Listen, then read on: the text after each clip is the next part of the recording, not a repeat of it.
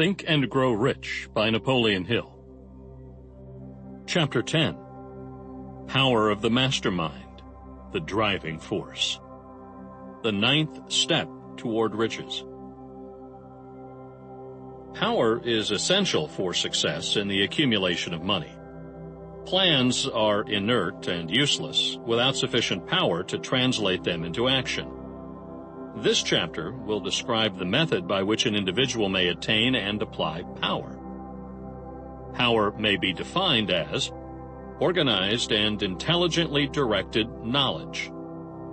Power, as the term is here used, refers to organized effort, sufficient to enable an individual to transmute desire into its monetary equivalent. Organized effort is produced through the coordination of effort of two or more people who work toward a definite end in a spirit of harmony. Power is required for the accumulation of money. Power is necessary for the retention of money after it has been accumulated. Let us ascertain how power may be acquired. If power is organized knowledge, let us examine the sources of knowledge. A. Infinite intelligence. This source of knowledge may be contacted through the procedure described in another chapter with the aid of creative imagination. B. Accumulated experience. The accumulated experience of man, or that portion of which has been organized and recorded, may be found in any well-equipped public library. An important part of this accumulated experience is taught in public schools and colleges where it has been classified and organized. And C. Experiment and research. In the field of science, and in practically every other walk of life, men are gathering, classifying, and organizing new facts daily. This is the source to which one must turn when knowledge is not available through accumulated experience. Here, too, the creative imagination must often be used. Knowledge may be acquired from any of the foregoing sources. It may be converted into power by organizing it into definite plans and by expressing those plans in terms of action.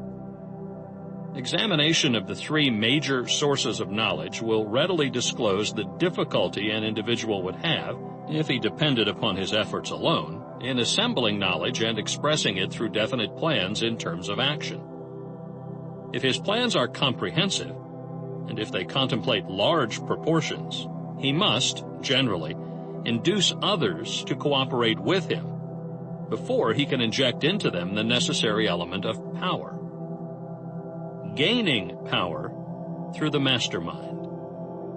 The mastermind may be defined as coordination of knowledge and effort in a spirit of harmony between two or more people for the attainment of a definite purpose.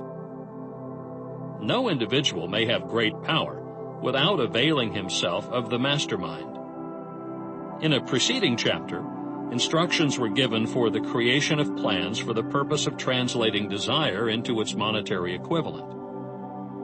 If you carry out these instructions with persistence and intelligence, and use discrimination in the selection of your mastermind group, your objective will have been halfway reached even before you begin to recognize it.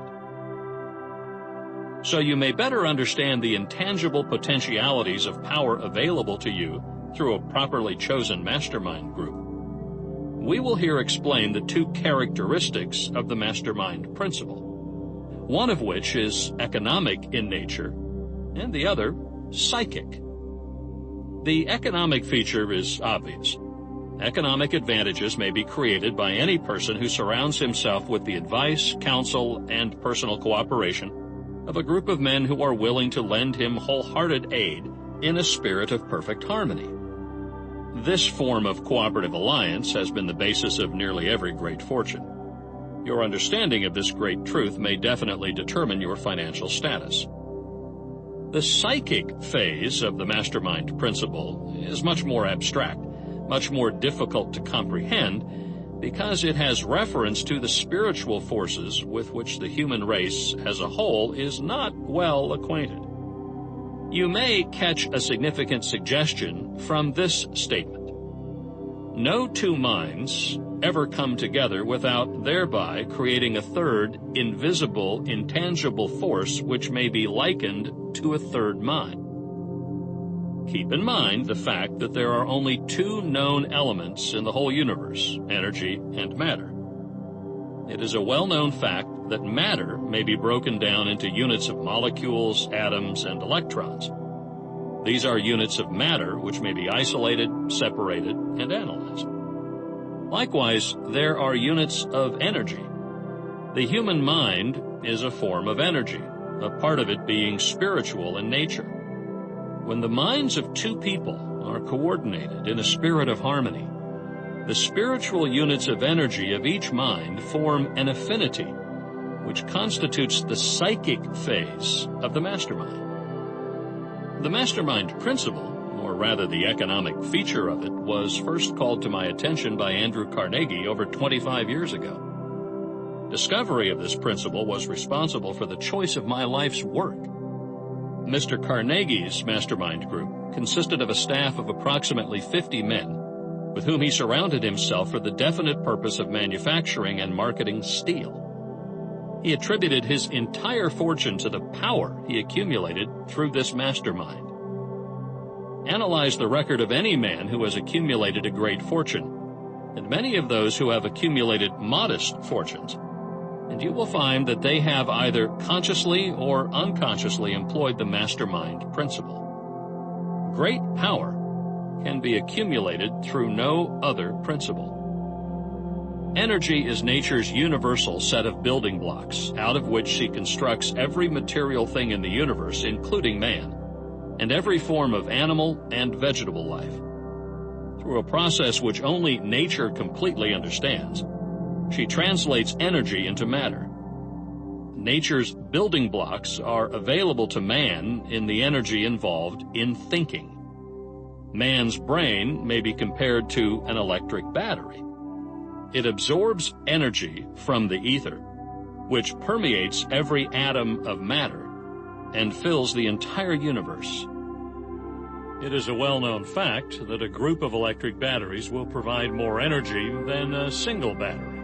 It is also a well-known fact that an individual battery will provide energy in proportion to the number and capacity of the cells it contains. The brain functions in a similar fashion. This accounts for the fact that some brains are more efficient than others, and leads to this significant statement. A group of brains coordinated, or connected, in a spirit of harmony, will provide more thought energy than a single brain, just as a group of electric batteries will provide more energy than a single battery. Through this metaphor, it becomes immediately obvious that the mastermind principle holds the secret of the power wielded by men who surround themselves with other men of brains. There follows now another statement which will lead still nearer to an understanding of the psychic phase of the mastermind principle. When a group of individual brains are coordinated and function in harmony, the increased energy created through that alliance becomes available to every individual brain in the group. It is a well-known fact that Henry Ford began his business career under the handicap of poverty, illiteracy, and ignorance. It is an equally well-known fact that, within the inconceivably short period of 10 years, Mr. Ford mastered these three handicaps, and that within 25 years he made himself one of the richest men in America. Connect with this fact the additional knowledge that Mr. Ford's most rapid strides became noticeable from the time he became a personal friend of Thomas A. Edison, and you will begin to understand what the influence of one mind upon another can accomplish. Go a step further and consider the fact that Mr. Ford's most outstanding achievements began from the time that he formed the acquaintances of Henry Firestone, John Burroughs, and Luther Burbank, each a man of great brain capacity, and you will have further evidence that power may be produced through friendly alliance of minds. There is little, if any, doubt that Henry Ford is one of the best informed men in the business and industrial world. The question of his wealth needs no discussion. Analyze Mr. Ford's intimate personal friends, some of whom have already been mentioned, and you will be prepared to understand the following statement. Men take on the nature and the habits and the power of thought of those with whom they associate in a spirit of sympathy and harmony. Henry Ford whipped poverty, illiteracy, and ignorance by allying himself with great minds, whose vibrations of thought he absorbed into his own mind. Through his association with Edison, Burbank, Burroughs, and Firestone, Mr. Ford added to his own brain power the sum and substance of the intelligence, experience, knowledge, and spiritual forces of these four men. Moreover, he appropriated and made use of the mastermind principle through the methods of procedure described in this book. This principle is available to you. We have already mentioned Mahatma Gandhi. Perhaps the majority of those who have heard of Gandhi look upon him as merely an eccentric little man who goes around without formal wearing apparel and makes trouble for the British government. In reality, Gandhi is not eccentric, but he is the most powerful man now living, estimated by the number of his followers and their faith in their leader. Moreover, he is probably the most powerful man who has ever lived. His power is passive, but it is real. Let us study the method by which he attained his stupendous power. It may be explained in a few words. He came by power through inducing over 200 million people to coordinate with mind and body in a spirit of harmony for a definite purpose. In brief, Gandhi has accomplished a miracle, for it is a miracle when 200 million people can be induced, not forced, to cooperate in a spirit of harmony for a limitless time. If you doubt that this is a miracle, try to induce any two people to cooperate in a spirit of harmony for any length of time. Every man who manages a business knows what a difficult matter it is to get employees to work together in a spirit even remotely resembling harmony. The list of the chief sources from which power may be obtained is, as you have seen, headed by infinite intelligence. When two or more people coordinate in a spirit of harmony and work toward a definite objective, they place themselves in position through that alliance to absorb power directly from the great universal storehouse of infinite intelligence. This is the greatest of all sources of power. It is the source to which the genius turns. It is the source to which every great leader turns, whether he may be conscious of the fact or not. The other two major sources from which the knowledge necessary for the accumulation of power may be obtained are no more reliable than the five senses of man. The senses are not always reliable. Infinite intelligence does not err. In subsequent chapters, the methods by which infinite intelligence may be most readily contacted will be adequately described. This is not a course on religion.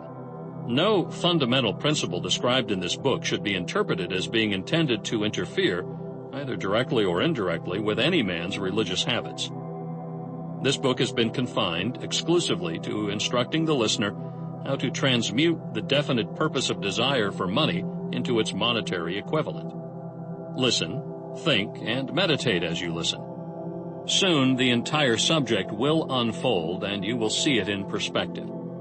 You are now seeing the detail of the individual chapters. Money is as shy and elusive as the old-time maiden. It must be wooed and won by methods not unlike those used by a determined lover in pursuit of the girl of his choice. And, coincidental as it is, the power used in the wooing of money is not greatly different from that used in wooing a maiden. That power, when successfully used in the pursuit of money, must be mixed with faith. It must be mixed with desire. It must be mixed with persistence. It must be applied through a plan, and that plan must be set into action. When money comes in quantities known as the big money, it flows to the one who accumulates it as easily as water flows downhill. There exists a great unseen stream of power which may be compared to a river, except that one side flows in one direction, carrying all who get into that side of the stream onward and upward to wealth, and the other side flows in the opposite direction, carrying all who are unfortunate enough to get into it and not able to extricate themselves from it, downward to misery and poverty. Every man who has accumulated a great fortune has recognized the existence of this stream of life. It consists of one's thinking process. The positive emotions of thought form the side of the stream which carries one to fortune. The negative emotions form the side which carries one down to poverty.